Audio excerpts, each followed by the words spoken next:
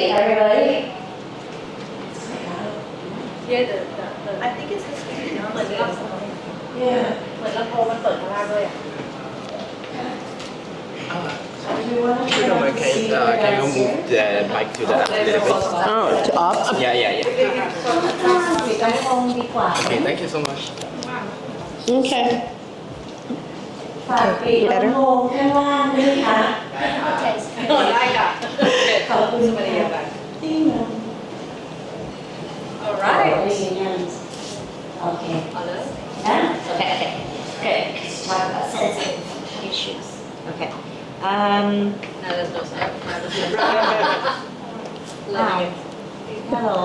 ตอนนี้ก็ไม่ได้ยินแล้วอะค่ะ This happens, it's fine. Hello. Hello. You want to use mine? Hello. Mine's fine. Oh. เปิด Hello. Hello.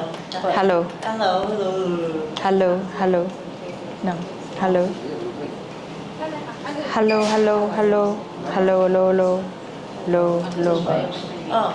Hello.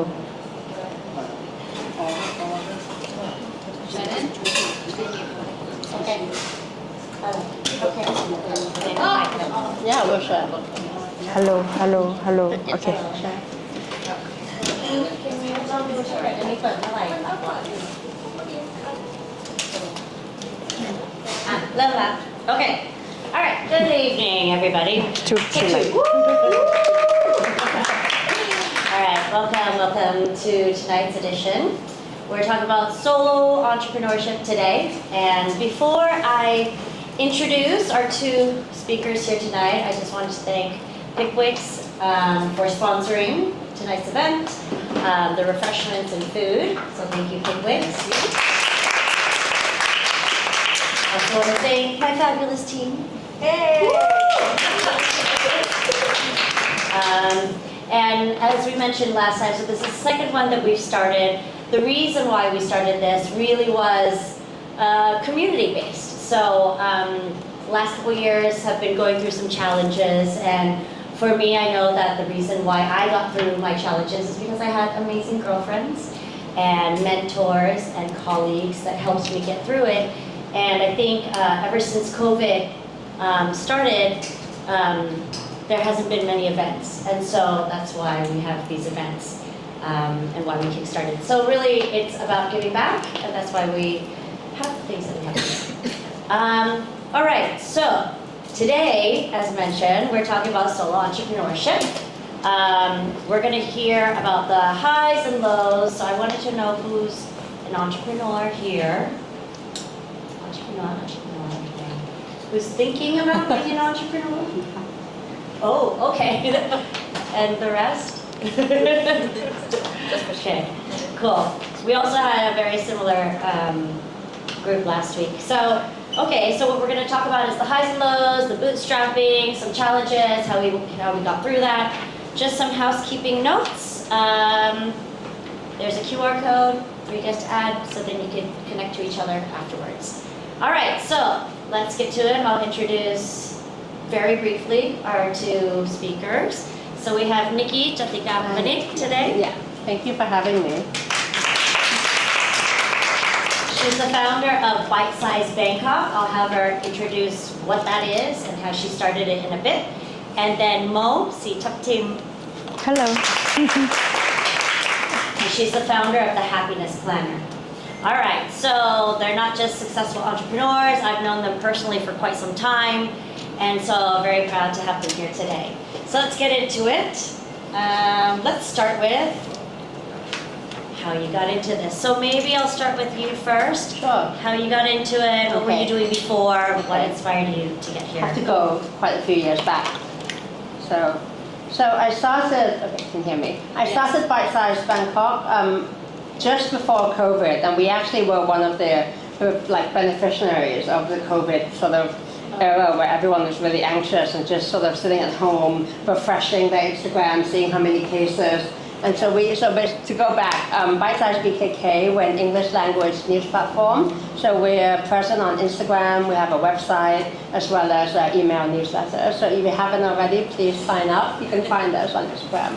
I'll show you the profile later. And so I started this 4 years ago because I wanted to fill a sort of space and a niche that I personally thought was lacking in my daily media diet. So we focus on business, modern technology, startup founders, broad consumer trends, told from a sort of local perspective, but for a global audience. And a few years ago, when I was working at Siam Commercial Bank for the venture capital team, I sort of thought to myself, I was like, why is there no good quality English content for people of my generation? I was in my late 20s at the time, and I looked around and I was like, people either read news from Bangkok Post or The Nation, and it felt very sort of like our parents' generation, and there was no one really packaging news like a product. Like no one was making news fun and sexy and approachable for my friends and their network and their peers. So I thought, why don't I just do it myself? And so I told my boss at the time at SCB, I was like, I don't think I like this job. I'm not very good at it. I know I'm not very good at it. I think I'm just going to leave and I'm going to do this thing and then write news on Instagram. And then my team was like, are you sure? Like, is this what you want to do? And then I said, yeah, I'm going to go for it. So 4 years on, I'm doing it myself, and we've sort of gained traction, I think. People in the industry know us, we've been approached by brands, and so that's the story in a nutshell. I thought I sort of saw an idea, saw a market for my own need, and I just went for it. Yeah. Have you guys seen it? It's bite-sized BKK, it's on Instagram. And then I don't know about you, but everybody I know follows it, so you should follow it. But I go there because it's short, it's sweet, it tells you exactly what you need to know for that day. So that's how and then, so that's what we started. And that was during COVID, so it's been around for how many years? 4 years. 4 years. Yeah, just before COVID. And we actually, like I said in the beginning, we actually benefited from COVID because everyone was at home. And a lot of Thai people at that time were like, how many cases? Like, which restaurants are opening? Because, the Thai government's very confusing. So they change regulations by the hour. And so I literally sat at home, refreshed the National Health website, and I was like, what's going on? And I translated it for people who may not have had access to instant local news. So then I think we gained a lot of new followers during that time, and then it just sort of sustained itself and picked up after the pandemic. Thanks. All right, let's go to Mo. So what is the Happiness Planner and how'd you get here? Yeah, the happiness planner is basically inspirational planning and journaling tools designed to help you with your self-awareness and personal development and healing, available as paper and an app. So today we're also giving away 3 of these journals. They're different themed journals as well. Yeah, I started it, 9 to 10 years ago.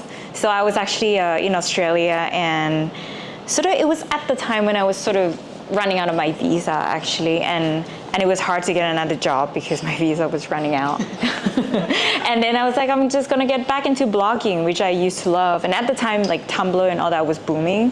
So I started writing again, and then the blog somehow got really big. I started getting about 30,000 followers on the blog.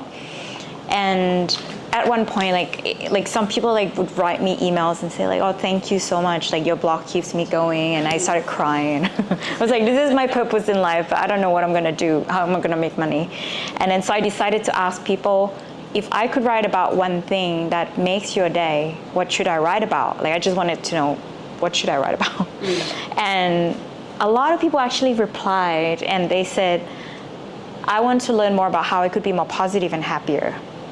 And initially, I wanted to focus on entrepreneurship, actually, because I was trying to psych myself up to stop looking for another job and try to start something. But then when people said that, I thought, interesting. There's so many books about happiness and positive thinking, but people said that they need this.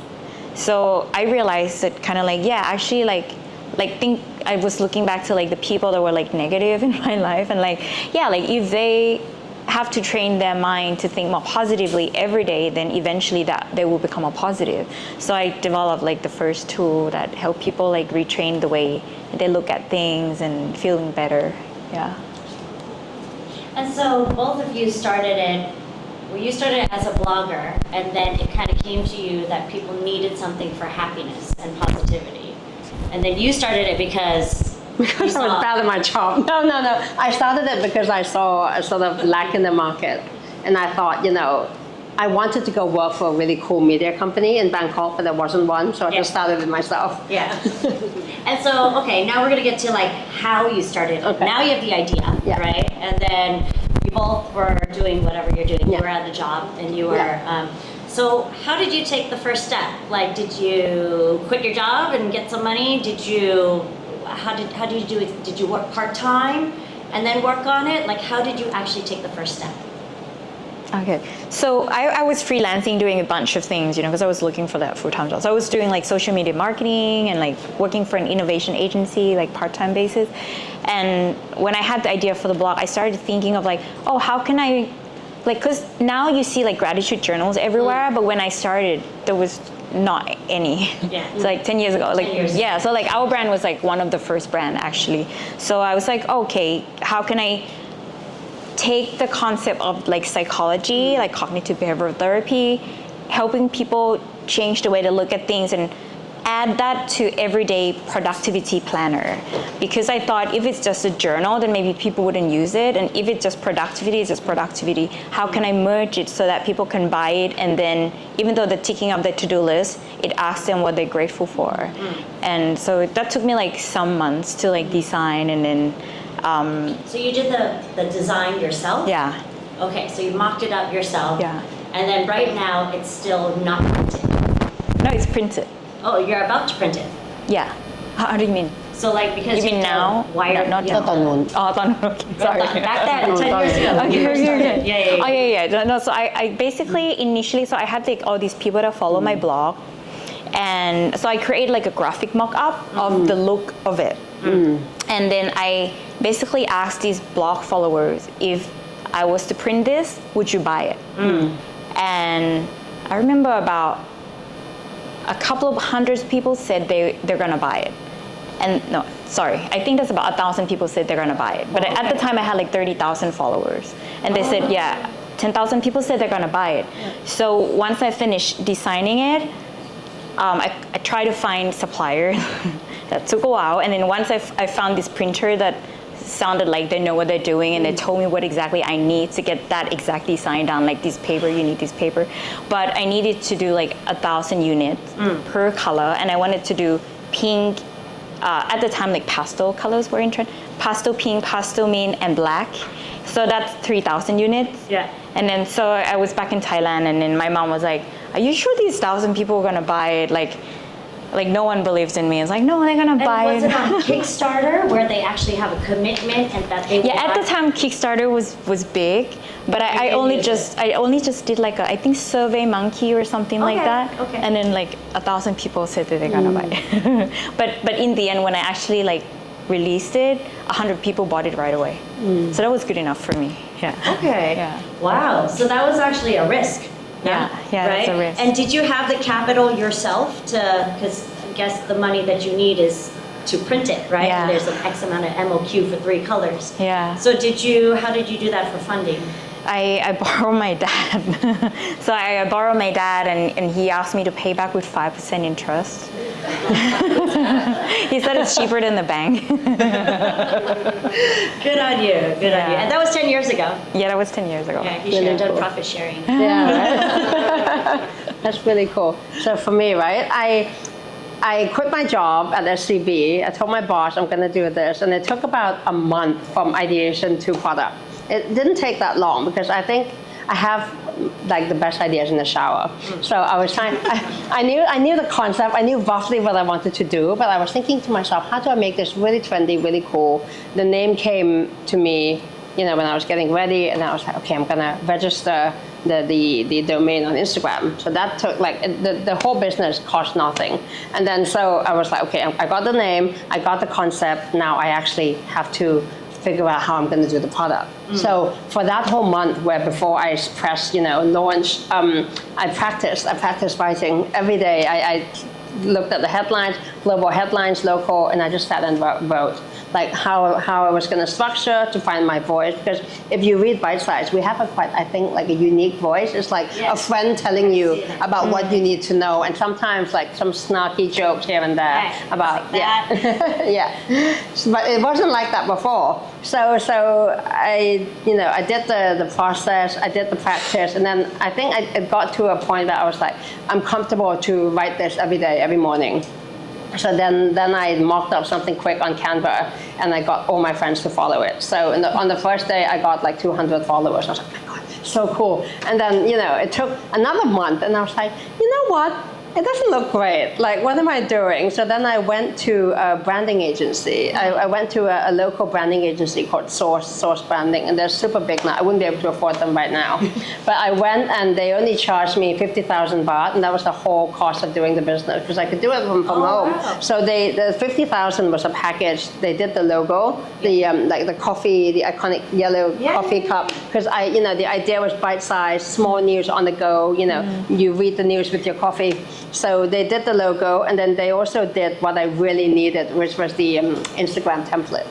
So they taught me, the designer was so sweet. He actually taught me how to use like Adobe Illustrator. And he sat me down, and then he was like, this is where you move the boxes and the clicker and how you like crop the photos. And these are like very unsexy stories that goes behind making something like that, right? And then, I got the template, then I relaunched it under the same profile. I was like, we've got a new look. And then soon, like, everyone was like, this is like pretty cool. We've never seen news pages like this, And then, so it caught on. And I think the moment where I realized I was stumbling onto something pretty special was then, before it was just like friends. And then it got to like friends of friends. And then suddenly, like, my ex-colleagues were like, oh, my friend from Agoda or whatever just read it. And then, that validates the product for me, because I wanted to reach a very specific niche of like working professionals in Bangkok. So Thais and expats who are working and sort of in this industry. So I knew I was reaching the right people with the right look. And then I thought, okay, I should take this seriously, because then I didn't, I feel like if you just tell people, oh, I'm just doing this as like a side business, then people are not going to take it seriously. So if you take yourself seriously and say, yeah, I'm writing news on Instagram and I'm doing it, as a full-time thing, then people say, oh, okay, you're actually doing something productive. Yeah. I mean, we talked about this a little bit earlier, but usually one of the biggest reasons why entrepreneurs fail is when they do the solution first and then they try to find the market. So for you guys, and you just talked about product validation, right? Like, was it solution first? Well, you just did what? You had problems. I mean, we should ask you how you got 30,000 followers. How did you do right? that? We'll get to that question. But so you guys both validated, and then you actually found out before you actually put some more money in, right? So it wasn't solution first, or was that the MVP that you validated, right? No, I found the problem. People told me the problems. Already, because you already uploaded the graphics. No, the problem was people want to be more positive. Ah, right. But then you were like figuring out that it was like in terms of a journal. Right? And so that was what you're validating, if people would buy it. Yeah. And then for you, if those people would consume it. Yeah, exactly. So because I already knew the problem, because my friends always turn to me like, can you explain this to me? I don't understand this concept. And I'm just like, why don't you go look at them? And they're like, oh God, news is so long, it's so boring. So I can't, but can you just tell it to me? So then that's where I got the idea, oh, why don't I do a news page like you're reading to a friend? Yeah, and I think that's a model that's been tried and tested in the US. So I don't know if you're familiar with the skim and all that sort of women doing news, and it's not dumbing down the news, but sort of making it more approachable. I mean, so we do things like, we've evolved to investing 101, what's ETF, and then you make it sort of fun and engaging, and it doesn't mean the content has to be simplified, but it just has to be broken down in a way that people actually want to care, So I think that was the problem, and I came up with a sort of approachable way to address the problem. So now that you guys found the aha, you feel like you're onto something already, and you're working along, and again, this is just you yourself, right? You're just by yourself. So before we get to, actually I'm going to jump a little bit and then ask you, Like, what does your team, how about this? What did your team look like then, 10 years ago, and 4 years ago, and what does it look like now? Like, what do you have to consider? Because for you, you have content, you probably need a sales team, you probably have I don't marketing. have one. Exactly, right? So let's kind of break it down. Hers is more a content business. Yeah, exactly. Right. So I make money by sponsored ads. Sponsored ads. Yeah. So somebody has to write it. Who's Yeah. writing it? Me. Okay. Who's posting it? Me too.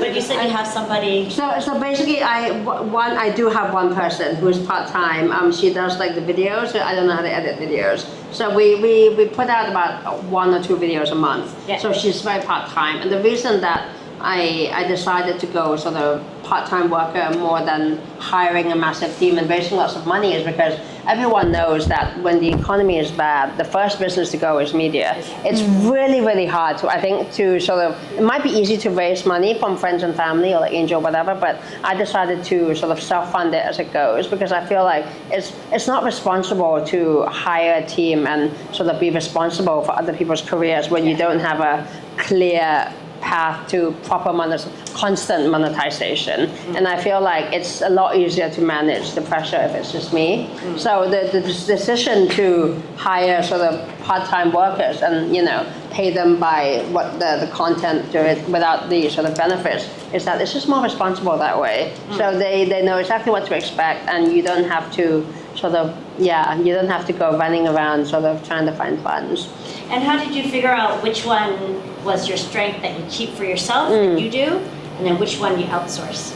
I think try to learn how to do everything, but essentially do the things that you're good at. So with me, I think that the main thing is that I can't have anyone else pitch the business because they don't understand the needs of bite size. We're quite unique. So when we talk to like PR agencies or brands themselves, I always ask to speak to the founder of the brand because then it's sort of like the same wavelength of communication. Because we're not, some people think that we're like a mini PR firm where you can just sort of drop your press release and, can you write about this? And I say, no, that's not going to be interesting because there's no actionable insights. I mean, so like off the record, right? So I was working with Food Panda last month and they were like, can you promote this sales campaign? We're going to give away coupons. And I was like, my readers hate coupons. They're not going to be like, here's a discount and there's no story there. So I think for us, I feel like I have to be the one who sort of tells them that, because I understand it and then I do the writing, but then I try to have, Belle, my video editor, do the work that I don't know how to do, which is like the filming, the editing, or the techie stuff. So I think that's So you do the sales. Yeah. You bring in the big bucks. Yeah. Well. You write. Yeah. Right now. Everything. I saw that you did have like another reporter at one point. Yes, that's Belle. That's the editor. So she talks on camera and she edits the videos. Which is great because it's a high revenue business and very low cost. Yes, so very low cost. That's great. And then for you, Mo, how do you divide your team back then and now? Yeah, I mean, like the first year was just me, and then actually it got really, really busy. Like by the second year, so I started hiring an assistant, like all-around assistant. So mainly I got her to do just like everything. Like everything that I didn't want to do, like all the little spreadsheets and like customer service. Just to add on a little bit so we get a bigger picture.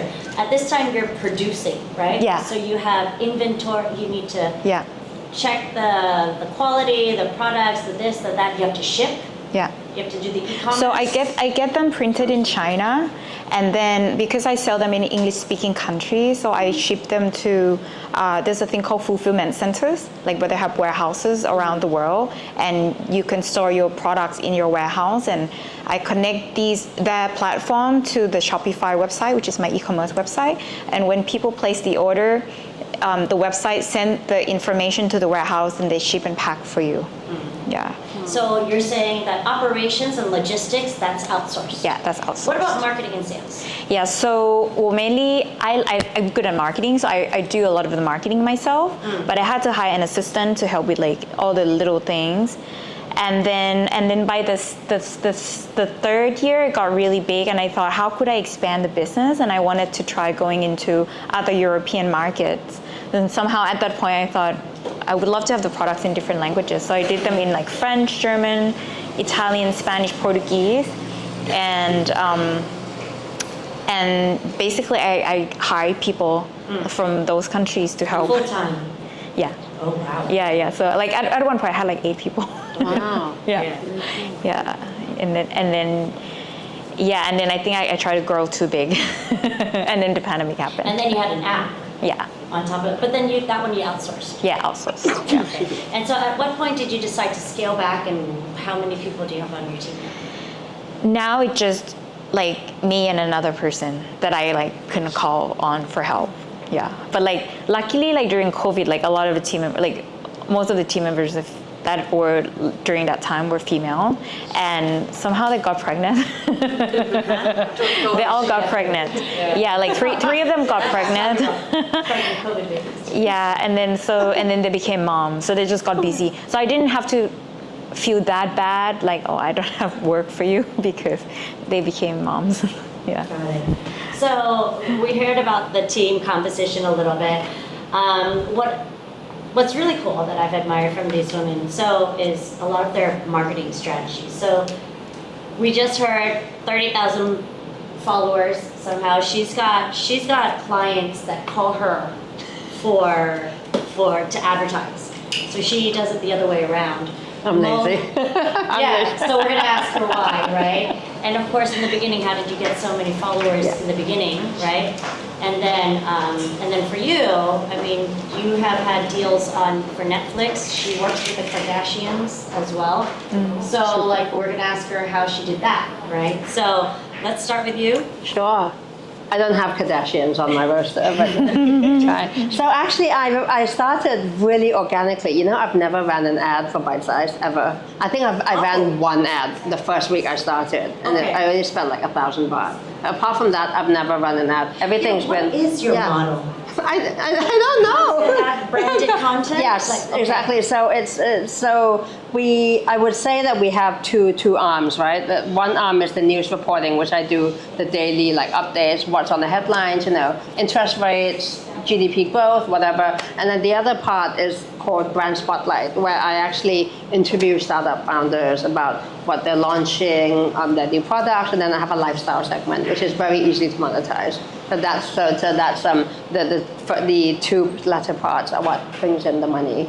So The Food Panda. yeah. Yes, exactly, advertise. And then, but it's difficult because you have to, when you're a news company and you're sort of trying to remodernize the way people package news, you have to be very transparent about which products you're sort of being paid for and what, the real headlines are actually what's no opinions. So you have to balance out a bit. But actually, going back a little bit to your earlier question, we're still really organic. Like some days, when I post something viral, I get like 300 followers in a day, or sometimes I go through weeks and get like 200. It really depends on, the virality and what people are interested in that time. But I think the fact that we've built a very loyal community of people that keeps growing and they stay, we retain them, is that because it comes from a very organic place of interest. So whatever products we launched an email newsletter earlier this year. In Thailand, I feel like the sign up hasn't been rapid, but our weekly open rate is like 80%. Which is really high, high, yeah. So I'm happy about that. But the average email open rate is like 7%. Something like that, but mine is like 75 to 80. So make sure that's legit. So I feel like when you try not to sort of overly advertise and people come to you because they genuinely like your product and they discover you organically, like through friends of friends, they stay. But we actually in the beginning, we got a big help from Plan B. The out-of-home media agency. Okay. So basically, I don't know if you remember, but during COVID, so basically Plan B, they're like behind the billboards. You see advertising everything from airports to restaurants. Right. And they didn't have a lot of brands advertising with them during the pandemic because everyone halted spending. Right. So then through a personal connection, I know one of the co-founders, and then he was like, why don't we put up your news on the screens all over Bangkok because I need some content. That's how you got everywhere. That's how I got everywhere. I didn't pay. He's my neighbor. He's my neighbor, so I got really lucky. And he was like, we're not going to pay you, obviously. You don't have to pay us because they charge like $1 million for like 2 minutes or something. It's insane. So I would never have been able to afford them. But basically what I did was, so I was like, yeah, okay. And then I had to design everything myself. What's in it for them? They wanted like content. They had nothing because all the brands were like, it's COVID, no one's going out. Big brands were like, we need to pause the spending, so they had empty screens at the airports. So then basically I came in for, they had clients obviously, but I think they had like maybe like half an hour of the day unaccounted for. So then I designed the whole screen myself, and I had to translate all my news into Thai. So I can write Thai as well, so but not very well. So that took like, every day. And then the sort of headlines changed daily. Yeah. So every morning I uploaded it to the sort of shared Google Drive, and they would go up on the screen. And that's how we got started. And then we didn't get. How many followers did you grow from there? I was gonna say we didn't get any new followers from Plan B, but we got recognition and validation. Yeah, okay. So then after the pandemic, right? So they were actually quite happy with us. So they were like, oh, we'll give you 6 more months. Oh. Yeah, wow. so we got really lucky with them, and then I'm like really fortunate. And then so basically, it sort of validated the product. So when I did want to sort of like more exposure to brands and clients, they would say, "Oh, we saw you on Plan B," and that sort of makes us more legit. But I think from then it grew from 1,000 to almost 10,000 quite quickly. Oh, wow. From then within that year, so So that's how we sort of built the community. The key takeaway is be friends with neighbors. Be friends with neighbors, exactly. Keep your antennas and Exactly. Well, yeah. All right, Mo. How? Marketing. Well, tell us about what it was first. All I remember is something Kardashian, something Netflix, and then you just mentioned Oscars. Okay, that was like later on. But I would say like in the beginning, when we started, influencer wasn't as a big thing as like now. Yeah. So I never paid for any YouTubers to talk about my products. I just thought who would like my products, and then I just sent it to them, and then I just figure out how to send to them. I just sent to Zuella, she was really big, and Jen Im. I even sent it to Miranda Kerr. I thought she would like it, and I was like, how am I going to send it to her? I sent it to Snapchat headquarters. Yeah. Oh my God. And I addressed it to her husband and said, that's from Miranda Kerr. Wait, sorry, and she got I it. missed that. What did you do? Oh, so I was like, I wanted to send my products to Miranda Kerr. Yeah. And I didn't have her address, and I thought, oh, she's married to Even, like Snapchat CEO. So I sent it to Snapchat office and said it's for Even and for like Miranda, and she got it. Oh. Yeah, because she follow us. Yeah, she follow us. What? Yeah, Super after hustle. she got it. Yeah, she hustles. Yeah. Tell us some more hacks. So that was like one of the hacks, and then and then I never really paid any YouTubers because I feel like when people get paid, it become monetary. But if you send it to them, it's like a genuine gift, and they love it. Then I feel like they just want to talk about it, and it, So that's my thing. And then also I was very generous. Like if like an event contact me and said they want to put the journals in the goodie bags, and I see that the people who attend the event are like our target market, I would just say yes. And it kind of spread to like even the Grammys and the Oscars gift bag contacted us, and the guy who organized it, he loves the brand so much. And at the time there weren't a lot of planner brands. Yeah. So he was like, oh, you just have to contribute like 500 units, but we only charge you like maybe $500 versus 20,000 for other brands. And then so I always said yes. And then somehow it spread. So I don't know, it's like from one person to another. And so to get put into the Grammy and Oscar bags, like what? But I think they get like 60 items. They do. Yeah. So you don't know who gets it. Yeah, but Yeah. I remember that there are specific like organizations that put that together, right? Yeah. But for you, it sounded like There's like an agency that they do all that, and they will always email me like, hey, Mother's Day coming up, do you want to send it to the Hollywood mothers? And like Hollywood mothers is like Jessica Alba. Yeah, and then I always say yes. I'm like, yes. Why not? Right? Why not? Exactly. Yeah. Super cool. And then so the same thing, like you have people calling you, advertisers calling you as Yeah. well, right? And I remember you had some kind of tie-up with, was it Netflix? Oh yeah, Netflix just ordered custom gratitude journal with like a black gratitude journal with their logo. Yeah, so it's for their employees. And how did they find you? I mean, I know you're a great networker, but maybe just to elaborate how, right? Yeah, I think it was the Netherlands office that contacted me first, the HR manager. I can't remember how she found us, to be honest. I think it's like maybe another company ordered a corporate order before, and then that person moved to Netflix, and then they, Wow. and it's always something like this. Word of mouth. And Word of mouth. and I don't really approach like you. I don't approach anyone because I find Very out, antisocial.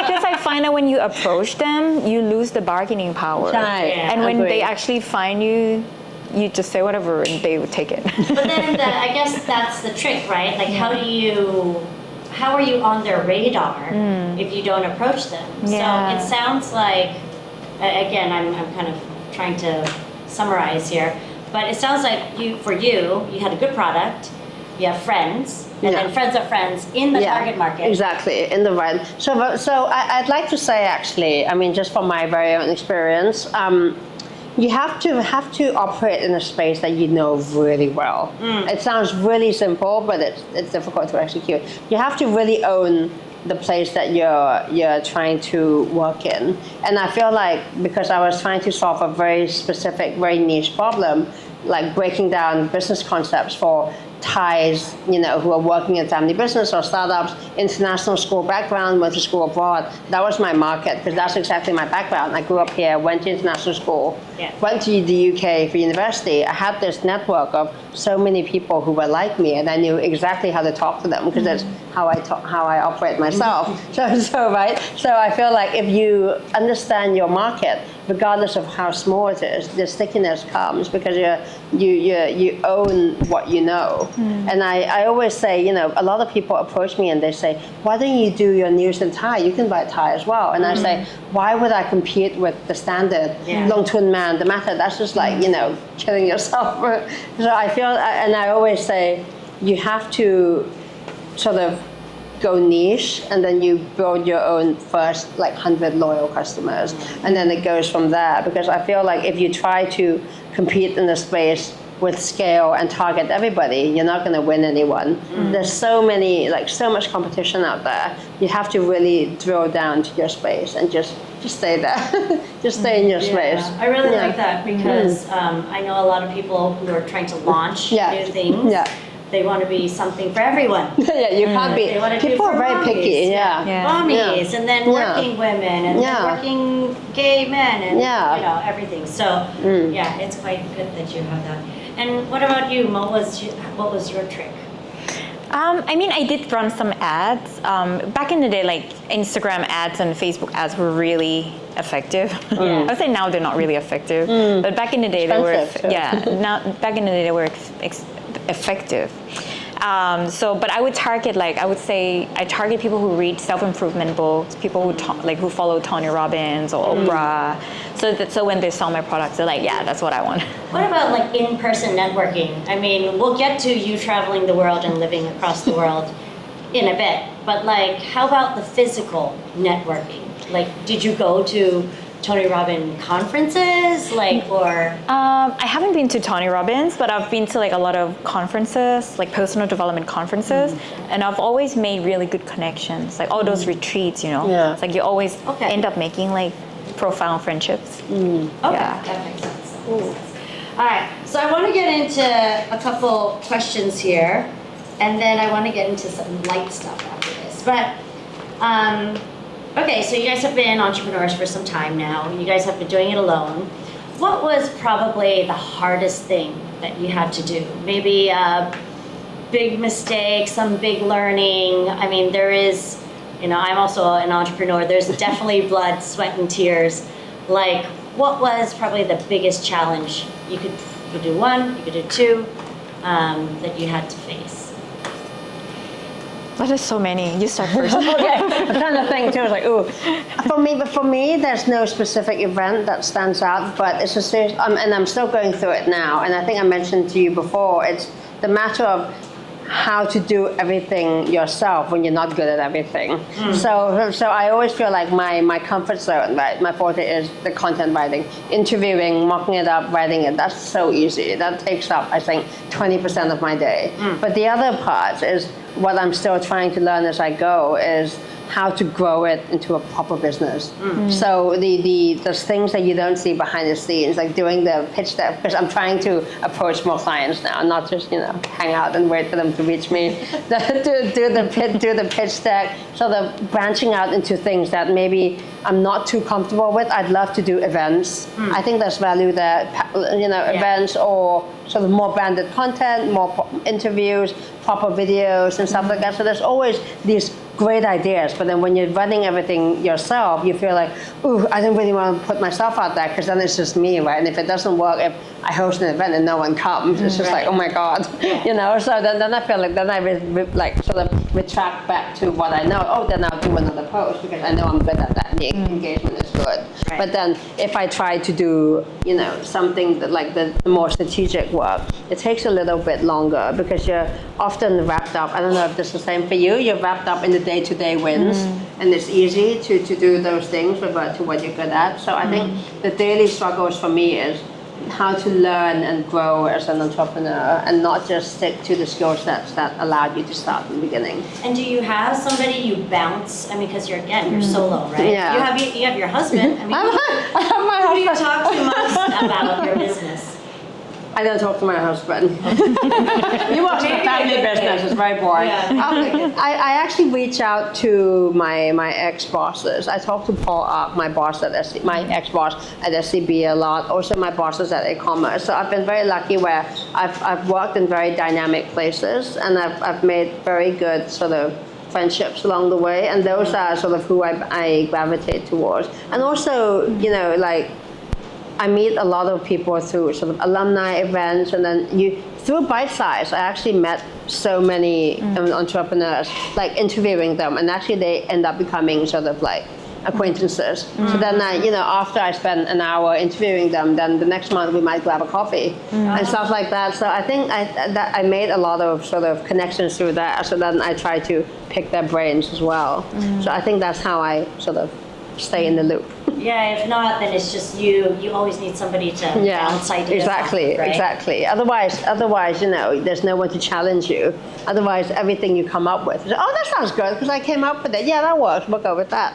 There's no one to sort of have that dialogue. Right. And Mo, any? Oh yeah, there's a lot of struggles. Cash flow, like Cash flow is a big one. physical product business. Have you ever almost run out of money? Oh yeah, many times. And I think like the first few years, I always got so stressed, and then I got through it.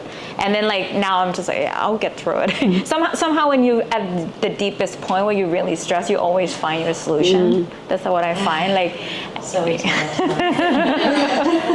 so somehow the idea just come out, when you're like, okay. But like, how do you get through that? Do you also have mentors? Who do you bounce ideas off of? I didn't have a lot of mentors. I try to find mentors, but it's really hard to find someone in the specific like industry and can inspire you. I read a lot. Now I would say ChatGPT can be the mentor. To be honest, it's like the best tool to bounce ideas off. I agree.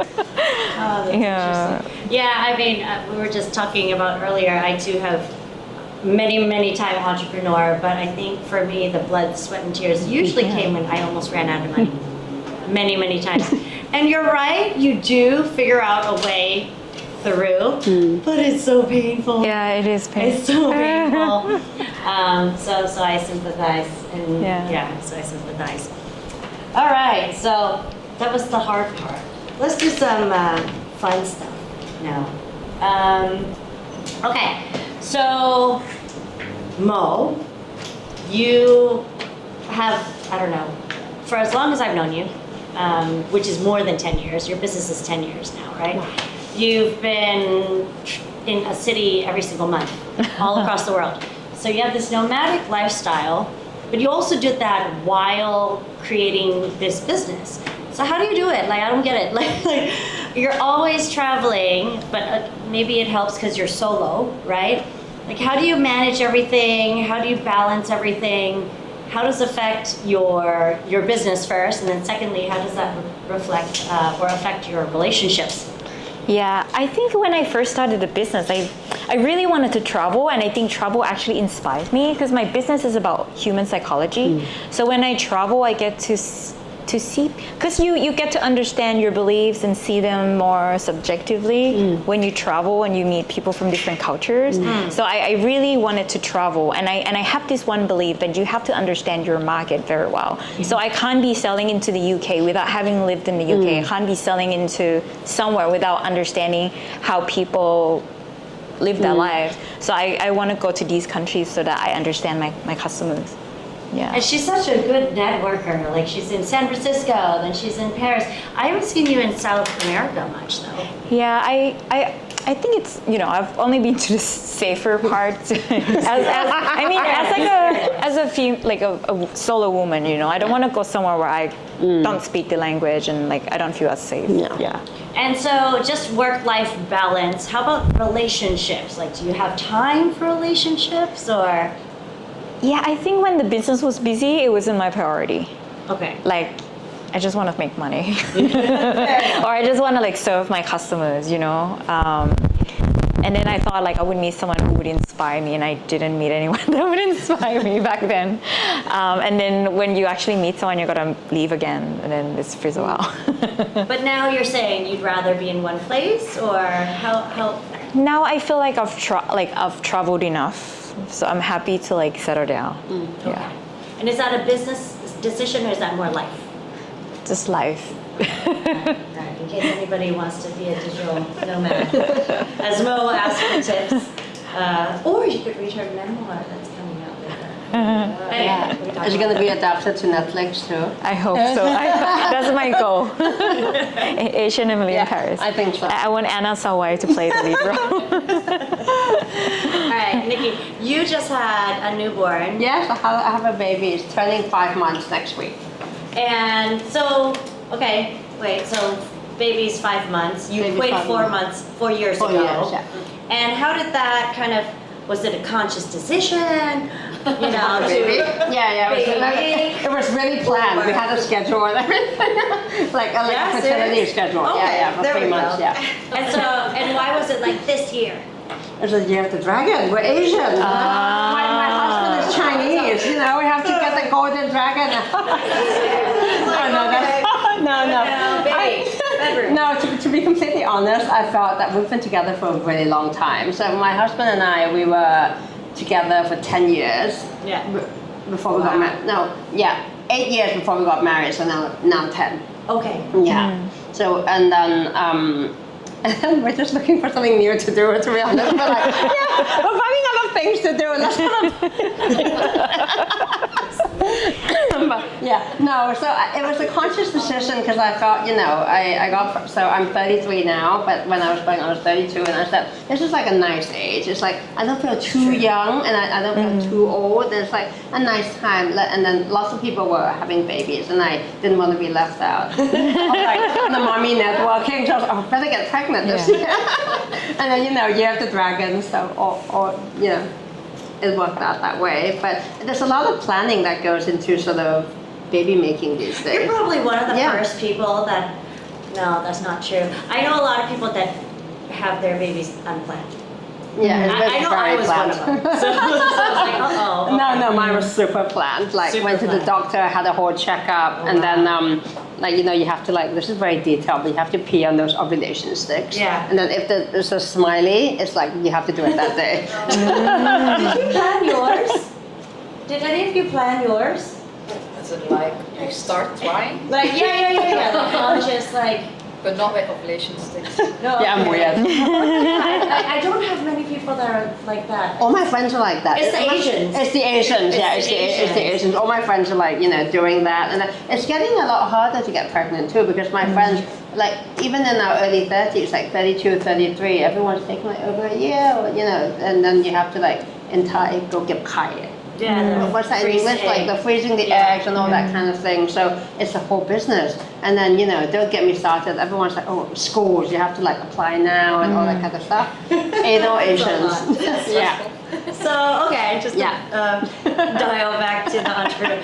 So I want to know, because what does your husband do? Like, how does your entrepreneur, No. like, does it affect it much? Is No, not at all. So he works family business. He's in plastics. Okay. Yeah. So you guys both have not such a crazy schedule. So we are actually, fortunately, we're flexible. So because he works hard, but he's also very flexible because he works, for the family business. So he goes into the factory, but he can also work from home. So we have a very sort of fortunate lifestyle where we can be productive even when we're not physically in the office. So we can go on holiday or whatever, or be sort of mindful of our time. But then I feel like I always take my work everywhere, and he does a lot of the work on his phone.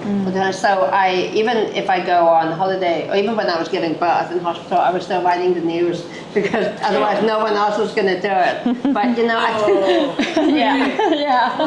yeah, and then I was just like, had my baby. Oh, it's not that bad. It's a very relaxing pregnancy. And then so I feel like if you have that mindset where you identify with your work and your work is a part of your lifestyle, it's very natural to sort of think about it. I take my laptop and then figure out the time difference, post. You keep it going, because if you have a clear separation, then you're not living, you're not living with your product. And I feel like, It's true. Yeah, I mean, one thing that I'd share is I was an entrepreneur and my ex was also an entrepreneur. And that's a no-no. Don't do that when both of you are early stage entrepreneurs, because I think my marriage, that was probably the big failure for the marriage. But when both of you are in an unstable position, very difficult to have the children survive, the marriage survival, and but luckily you had a good support system. yes, so I'm very lucky. That's quite good. Yeah. All right. So, looking ahead now, what are your plans for the business? Now what's your next big thing? I know something about, well, you said memoir. That's what you're doing personally. Tell us more about that. And then you did say maybe some potential good news. Yeah, so, well, I started designing journals for like this big US group called Med Circle. So like somehow they have like a YouTube channel with like millions of followers that watch the psychology videos, and they just launched like a new platform, like membership platform, and they want to launch like new journals with them. So I'm helping them design a journal. Med Circle. Med Circle, MED, Medical Circle. Oh, okay, Medical cool. Circle. I'm gonna find it. Yeah, so I'm designing like digital journals for them, but I only just designed one, but they said they're gonna have like 6, which like I'm excited about, because they said it's gonna be like on topics that like sound exciting for me to design, like a journal that help parents get, and the teens that have addiction problems, for example. That's very like specific. Yeah. Or like a journals that help people who just broke up from a long-term relationship with a narcissist, like Specific. Very specific. yeah, and for me it's like it's fun, because then I want to dig into these personalities and then like come up with questions that help people like think and like feel better or solve their problem mentally and emotionally. Wow. Yeah, and then like that, and then I'm waiting for another deal from, so like basically a US company with a very, very similar name wants to acquire us, and they want me to work for them. I'm still waiting for the offer. But like while waiting for that, like I'm like, why don't I just write my book? Like I've been wanting to write a book for some time, and now I have the time, so just do it. And I think I finished like 75,000 words in 1 month. Wow. Yeah. It's all over her Instagram, so you can Wow. I need to interview you next. It's fun. And Nikki, really what's cool. up next for you? Well, no acquisition deals right now, but I'm hoping. No, yeah, right. I think so. No, I think for me, this year I want to just. When people ask me this, I say I just want Bite Size to get bigger every year. I don't have specific product goals, but I just, we're drilling in more with the same thing what we're doing, trying to reach more people more organically, and I think at the end of the day, I want to have a sort of variation of products. So this year, so we've branched out into a newsletter, right? So I think this year I want to dive into sort of own more spaces, like, okay, maybe like finance and females, like we talked about, or something like that, or like, investing, or a new category like moms, right? Because something that I know now, and then it's a very sort of easily to monetize segment. So I think things like that, I want to have more verticals. That sells. Yeah, that sells. Exactly. And I also want to go regional because I feel like, okay, bite-sized BKK, we're in English, but our model can be easily replicated. Singapore, Indonesia, and hopefully. So, we have tech in Asia, but why not do something a bit different? So I think that's my goal, is that since I have the language already, how do I break into new markets? So hopefully more verticals, more cities, and then maybe one day hopefully get acquired. Because doing it alone is exhausting. It's almost like someone just buy me out. Yeah, I get it. Yeah. So I wanted to, since we have a bunch of entrepreneurs here, wanted to open it up in case you guys have specific questions. I know maybe you want to ask about, I don't know, funding. Actually, we didn't get into funding. No. I know that you said you borrowed your dad. What did you say? You said you had your own money. Yeah, because it costed like 50,000 baht to do bite size, and then just to keep it running, it's just the money that comes in. So it's self-funded, and a lot of people say, media, why not raise money? But I feel like that wasn't for me. Yeah. Yeah, and also if you start like a physical product business, so now that's why I said that I always find a solution after. So like Shopify also have like Shopify Capital, PayPal Capital. Like if you have your website on there and you're generating sales, somehow at the end of it, like when I was at my rock bottom, I always see offers coming up like. And just Shopify, just to elaborate on that one, which is really interesting. So Shopify means you're e-commerce.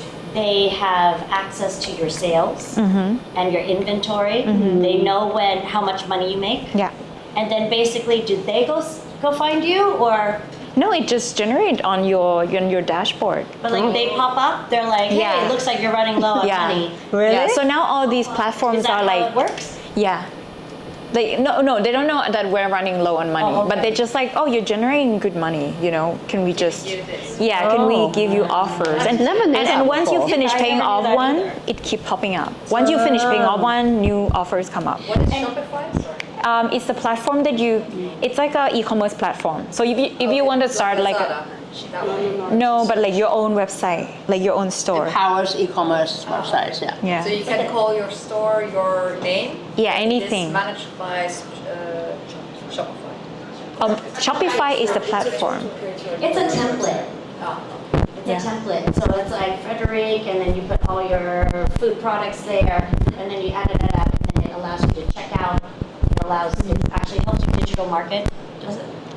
No, it's just like an e-commerce platform, but it's the most, like you don't need to be able to code, like you don't have to code. It's like a plugin, right? Yeah. But it will automatically send it then to your warehouse who knows them to ship it. Yeah, if your warehouse has this, but most You can warehouse, link them together. yeah, which is great. So now on Shopify there are a lot of apps also, so you can search for like marketing apps or whatever apps. in.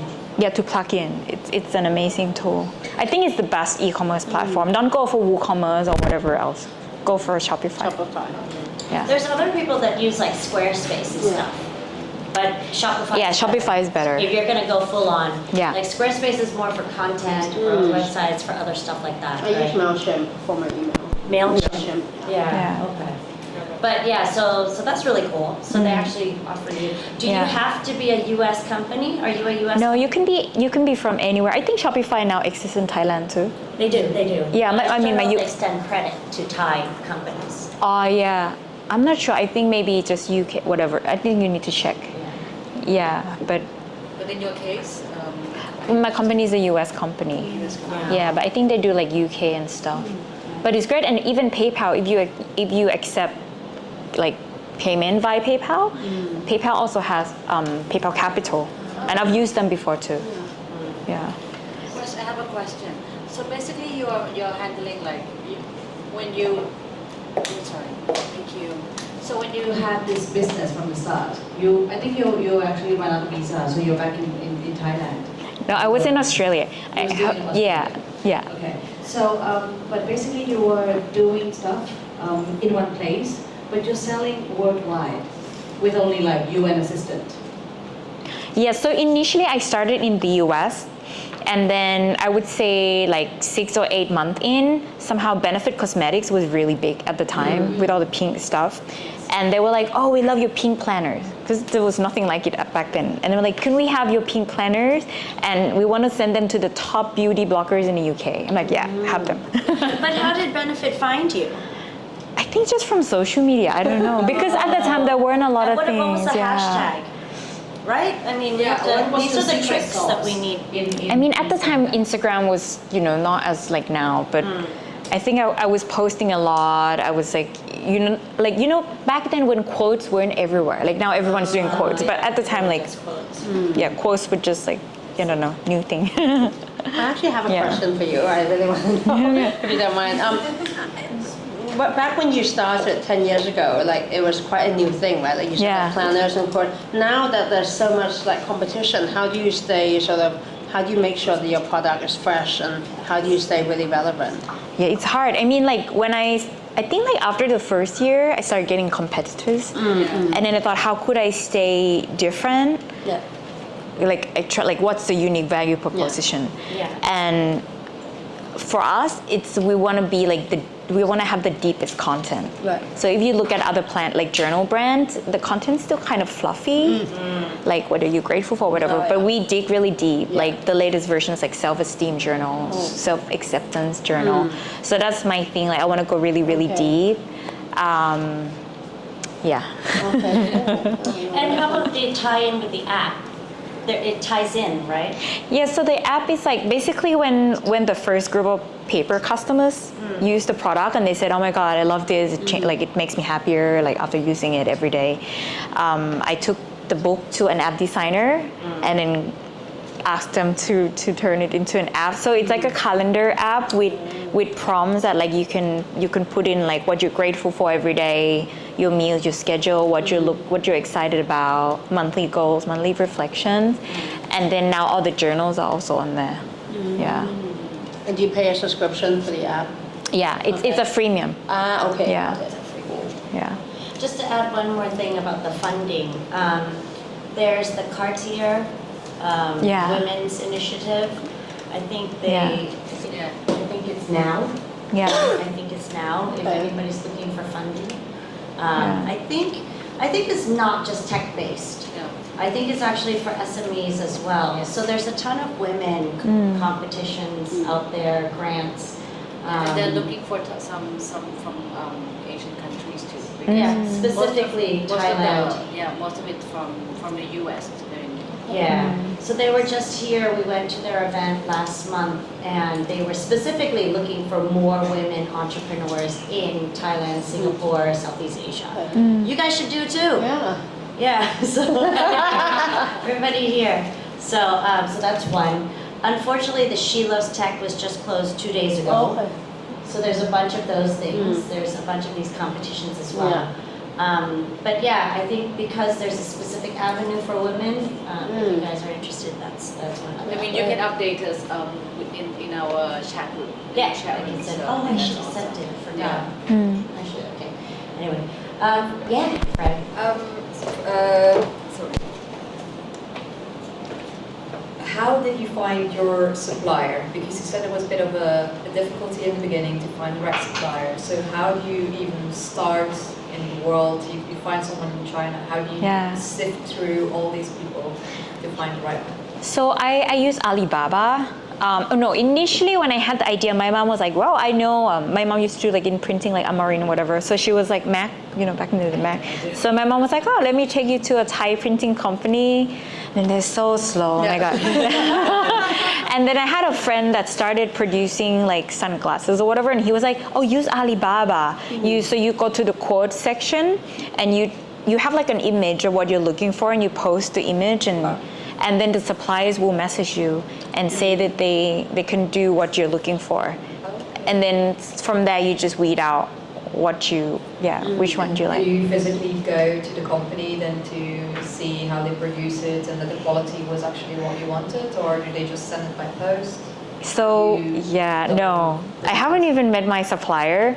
But okay, so I picked my supplier because the manager, like the person that I deal with, he speaks really good English. And then he kind of told me exactly, because I had no idea about paper, you know, what kind of paper I need, how many gram. And he said, oh, yeah. And he's like, according to this photo, this is what you need. And his English was great. So I'm like, oh, I think he knows what he's talking about. Yeah. And to be honest, at the time, we still use Western Union. So and then he wanted like me to pay for the mock-ups because I wanted to see physical mock-up. And the mock-ups are pretty expensive because they need to do like proper you know, because it's offset printing, they need to do like run the machine. So it costed me like $30 per planner just to do the mock-up. Yeah. But I needed it just to see physically what it looks like. And then Western Union was very scary. I'm like, what if it's, and then there's so many like threat on like Western Union scam. But luckily, I feel like I trusted my intuition. I felt like, yeah, they were good and it was good. And how about the quality? Because isn't China supposed to be like 10-15% defect? Yeah. So this one, I trust the guy that I deal with to check. And I had some quality issues before also, but you know KKK, like the Australian brand, KKK, the stationery brand, it's really like high end. They also use China. Yeah, and in the end, I at one point I tried to find a printer in the US. I couldn't find anything. I think Chinese does is the best, like with the detail, because they have the big machine. They can find everything you want, the gold stamping, the silver stamping. Embossing. Yeah. And they're fast too. They're fast. And they don't charge you extra for like packing and stuff. Like the US would charge Well, you. they charge you extra because of the 15% defect already. You have to factor that into the cost. Yeah, they give me like 10%. Like let's say if I order 1,000 units, they give me 1,010. Oh, okay. Okay. Cool. That Bit of makes up freebie, for it. yeah. That makes up for it. Yeah. That's cool. And one more thing about the social media, both of you are on the Instagram platform mainly. How do you see that right now and in the future? Is that still the main platform and is it still kind of working and successful? Or is it getting more and more difficult and being taken over by something else? Well, for me, actually, Instagram is our go-to channel because I feel like our target audience is still very much active there. We actually launched a TikTok last year, and we failed miserably. Like our content is not, so forgot to talk about that. I feel like you have to go where your audience is, and not every content type works on every platform. TikTok in Thailand is very young. It's about average user. It must be like 17 to like 25 max, and it's all very lifestyle centric content, like speaking in Thai, not a lot of news and content and stuff like that. So we tried on that. We spent about 3-4 months there just posting like a few videos a week, and it just didn't get the sort of traction and attention that we still do on Instagram. So then I actually posted the same content, the same videos on Instagram Reels, and we instantly got like 20,000 views in 2 hours, but only like 100 on TikTok. Wow. So the same kind of exact same content, just copy and paste, but completely different audience. So for me, I think Instagram is still the way to go. Yeah, and I think LinkedIn is becoming quite a thing. If you've noticed, like working people a bit older, like 35 up, using LinkedIn as more social than Facebook. So I see that slowly shifting, and maybe more in Thailand. So I'm keeping an eye on LinkedIn. What are you doing on LinkedIn? Bite size, like posting news, because I'm trying to. I'm thinking about it because a lot of people are using it beyond self promotion. Dating exactly. So I think that's what it is. It's like a resume. Exactly. Right there. Why not? Right? Like filter the Harvard grad. And like mutual friends. Yeah. Check that out. So LinkedIn is becoming a thing. I know. I completely agree. I heard that too. See on LinkedIn. Yes. It's true. Yeah. Is there a matchmaker now? Yeah, they connect you and they say, oh, you have an interesting profile for our customer. So funny. But is it from LinkedIn? Yeah, from LinkedIn. Oh, Personal message. That's so weird. Yeah. that I haven't seen. Yeah, and there's LinkedIn News too. Like they have their own curated news. So I think That's something I'm keeping an eye on. Yeah. Yeah, I think because my products are paper stuff, it's like the people are the people that like long form content. So I thought about going for TikTok, but I think the people who like TikTok have short attention span, so they wouldn't use my journals. You know? But there's a lot of people posting about journals on TikTok. Yeah, I know. There's loads. Yeah. Like younger people. Yeah. What did they? I like journal of the day. Yeah. like how to. Exactly. Actually, that's true. Like crafty a lot stuff. of spiritual content in Right. TikTok, so A lot. people are mindful Yeah. about things. I mean, yeah. Yeah. So maybe that's Maybe. Yeah, maybe it's just me. As like I just aesthetics. cannot. I don't You're know. judgy. Yeah, no. I tried going onto TikTok and I'm like, I don't know what to click. Like, I don't like this platform. You're not used to it yet. Yeah, I'm not used to It it. takes time. Takes time. I had a question. So, actually, for both of you. So, I'm working now. I'm kind of borderline thinking about making the jump. I'm very risk averse. So for me, I'm a kind of person who's very like logical. I need to make sure that all my ducks are in a row before I take the jump. So my question is more along the lines of, for you as an entrepreneur, as someone who made the jump, making that jump 4 years ago, 10 years ago, for you in your business, what is the most, what do you find in your business are the most important metrics that you value? So I guess for a startup, that would be obviously cash flow. You need to keep things running. That's kind of a default. But is that number of followers? Is that number of physical inventory sold? What are the metrics that, really keep you going? to make the jump, or Not to make the jump, but, what is important for you to track right now? right now? For me, it's engagement. So when I work with brands or businesses, they always ask to see like these, not the likes. The likes are becoming less important, but like the shares, the saves, and like how many stories, like do they get reposted as stories, that kind of thing. And like So I track those mainly. So the likes, the shares, the saves, and the sent to stories. Beyond that, but I think. I think relating to your earlier comment about getting your ducks in a row, I think that's also like a sort of different train of thought. But I think that's what keeps the business going. But I'm similar to you. I have to sort of figure out how am I going to spend my daily life as a solopreneur? How am I going to finance my life and all that kind of thing? So I think you have to get all those things figured out first, but then also leave room for flexibility as you go, because you'll realize that even if you plan everything by the second, there's still some like opportunities or challenges that pop up. But yeah, so those are the metrics that I track. Yeah, for me, it's also brand love. And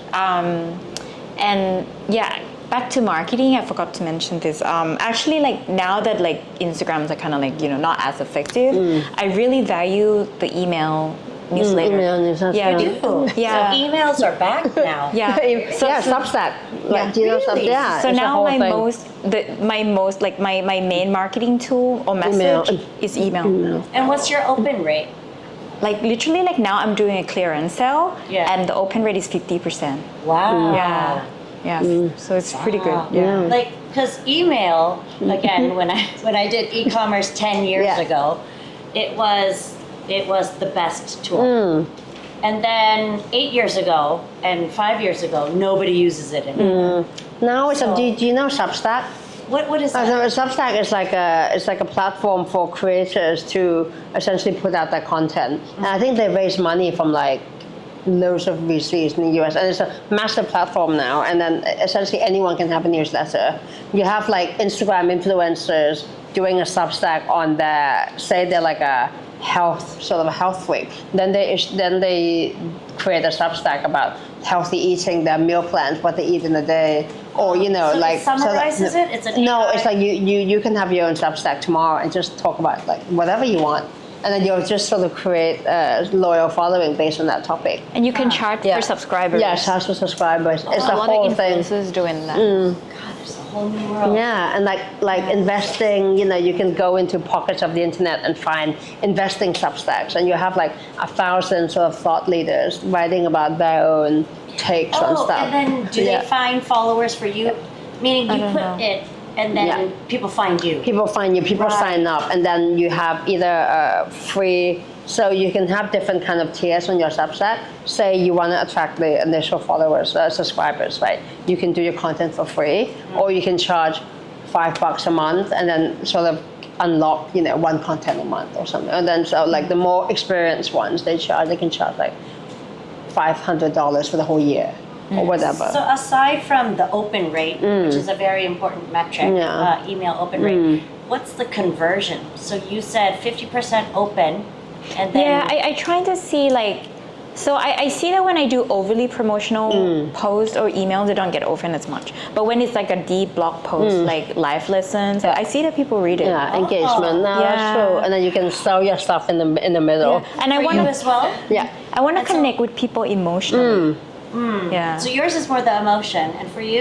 For me, I do it every Friday. So the newsletter comes out every Friday, 8 a.m. But I also have this cool thing. I just launched a job board with all the available startup job boards. So I work with a recruiting startup for that, and then they post like all the available jobs.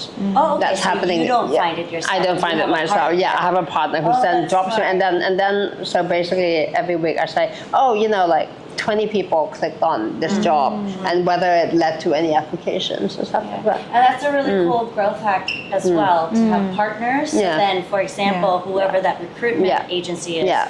they might have 100,000 followers. Yeah. Then you get their followers Yeah, and vice exactly. versa. And for Yeah, free content. exactly.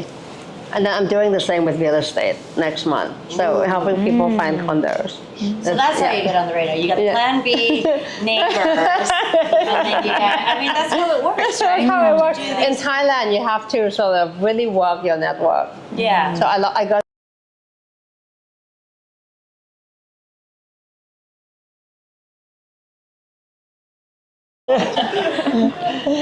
yeah, or those. Well, do we have any more questions for anybody else? We will be mingling a little bit after this as well. But if not, then I kind of want to close up the session, and I wanted to give you guys, well, number one, thank you so much. Thank you. For being Thank here. you so much. Thank you for coming. Thank you. Yeah, and aside from people here, what we're planning to do with the videos is we're uploading it. It's like a mini podcast, so we're gonna have clips from you guys, Okay. and then people can learn from you as well. So aside from thank you, I wanted to give you a gift we had. Oh, thank you. So it's our tradition to try to support women founders, and this is a rolling pin. Ah, amazing. Thank you so If you much. guys Thank haven't you. had Thank you this so yet, much. I love you Rolling know Pin. it? Yeah. She went to my school. Yeah, น้องเพนใช่น้องเพนเป็นรุ่นน้องที่โรงเรียน Her dad is my first boss at Press One. Ah, oh wow, amazing. Yeah, and she Cool, has these so good. great Thank like you. orgasm cookie. Have you seen that? Anyway, so That's really good. Thank you. Yeah. All of her cakes and Yeah. all that. Amazing. All Thank you. I love Rolling risque. Pin. So thank you so much. Thank you. Thank you. Thank you. Thank you. ขอบคุณค่ะ Thank you. And thank you all for being here. Again, thank you to Pickwicks. And I think, that's a wrap. You have to do a journal giveaway, right? แจกแต่ว่าจะแจกยังไงอะ Yes, thank you so much So for we reminded all the reminding me. names here. I want one. Oh, So I'm giving away 3 journals. thank you so much, Mo. Where are they? 3 journals. So you press. Okay. I'm trying to do it digitally. Okay, you pick one first and then. Okay. Oh, maybe the first person can pick what they want from Okay, the okay, 3. okay. So we have a law of attraction, purpose, and self-esteem, I think. So law of attraction, Yeah. All right, so Yeah. Okay. draw. self-esteem, and purpose. Stephanie. Stephanie. Yeah, everyone. Pick one. Yeah, มี pick ชื่อเรา one. ได้ปะอยากได้ด้วยอะไม่เอาเดี๋ยวไปซื้อโอนเงิน เดี๋ยวส่งให้เดี๋ยว เอ ส่ง อ You pick one. Pick one. Okay, great. I will try to get this is self-esteem. There we go. Cool. All right, it's the second one. Oh, that's a cool tool. I know, I just pop it up, so Don't have to roll the paper. That's so cool. I know. Because Binny. Binny! Yay! So Vinny's got a supplement business coming. Yes. Wow. Thank you. And the last one, Paulina. Paulina. Oh, related Cool. Thank you so much. And we should get some links to put in our group, so you know. Also, some discounts. That's true, that's true. Yeah. We'll add you to the line group. Sure. Okay, cool. All right, well, I think that's it. What Thank you so much. we do is we take one big picture